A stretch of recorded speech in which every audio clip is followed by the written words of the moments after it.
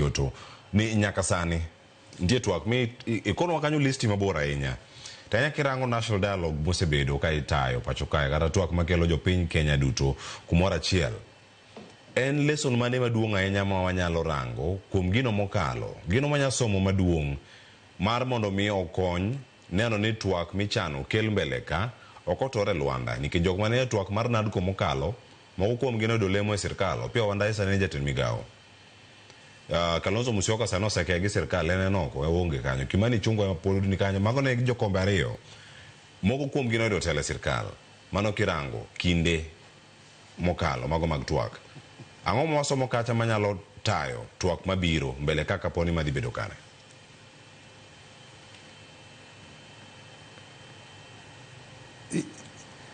Cleophas gino iseketo maler kendo ng'ama ok owinje kamoro chandruok moro manya bede ite kata mane wang'e. But gima dwaro mondo awachi ni Reni kaachiel kod Philip owacho wach achiel ni ka wabiro e twak to wabi ane ka wan gi chuny maler. Twage mo aluonga abiriyo nitiere ng'at achiel manie igi throughout, to ko onge igi to ene igi through proxy. The question ma wapenjo ni ang'o ma twage gi osetimo. Twak ma wadwaro mondo wadonje kawuono onego wadonje ka wang'eyo ni wan kod constitution to kendo wase temo mondo waket constitution e tim. Kawuono winjo kiwacho mang'eny ni kata twak mwadhi bedo go kawuono ni midwaro ni en ni mondo dhi olok constitution higni oseromo onego wa review. But have we achieved anything? Nyithindo ma oluongo ni Gen Zs gin jogo manyonyuol kaneno ka nitiere promises mimiyowa to iwuondo ok chop kare. Nyithindo mwaluongo ni Gen Z gin jogo manyonyuol koneno ka nitiere twage ma ji bedo go piny to kotiek twak to ji bedo gi lemo madongo dongo. Adwaro mondo apenji oganda mar piny Kenya kawuono ka wabet. Mogik nyo wan gi 10-point agenda. Mano be nyo en mana twak.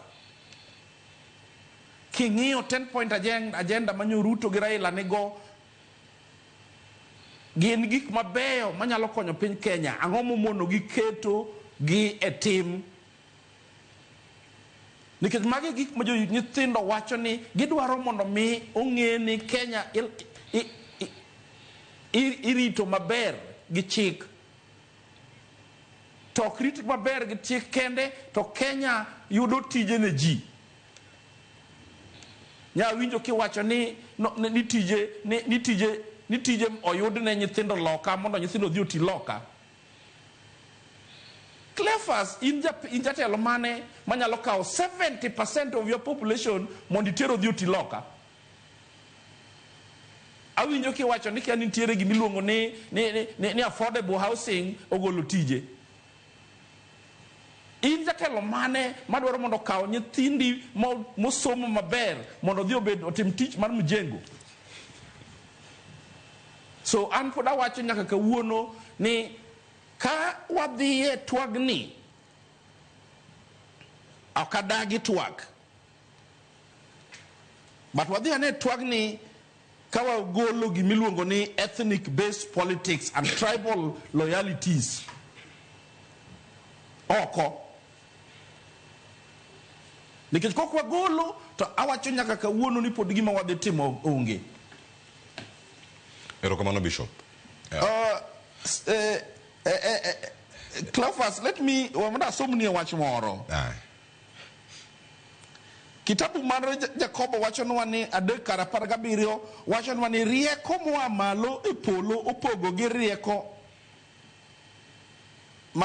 opogore gi rieko manono. Mokwongo rieko no ler kendo okelo kwe.